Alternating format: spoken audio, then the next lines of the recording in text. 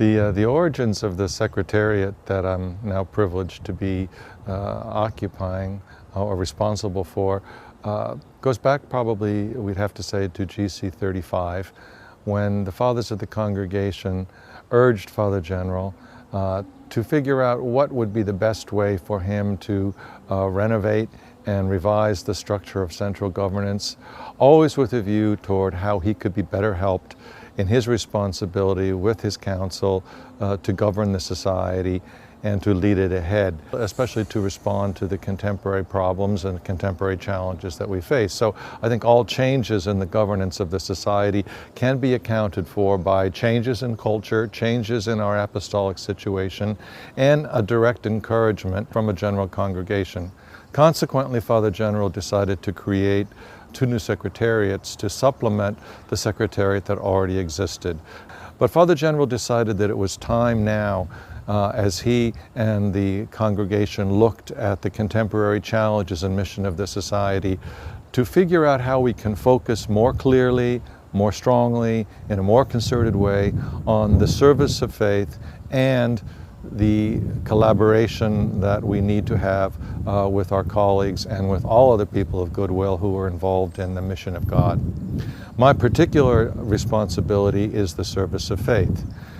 As Father General and his council have worked this out since the idea first arose, it has a number of components. The first responsibility is always to be at the service of and to serve as an advisor for Father General and his council on all matters regarding the service of faith across the ministries of the society, throughout the whole of the society. We all understand that the challenges of faith are different now than they were 10 years ago, 20 years ago, 50 years ago. And so the society needs continually to be gathering data, analyzing, reflecting, praying, discerning, consulting with one another and with other people of goodwill and other people who are experts in different areas of social science and theology and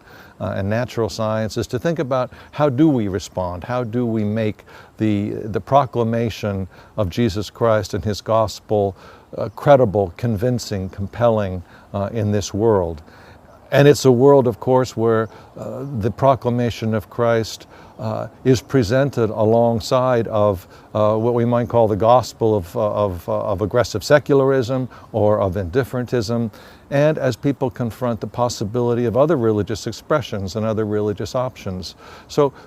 people are facing new challenges and are strategizing on how to encourage people's belief and belonging to the church, always in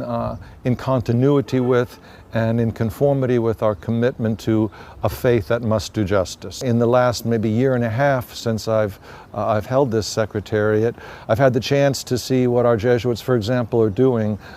in the Czech Republic and see how they're confronting the challenge of 50 years of concerted efforts to really stamp out belief,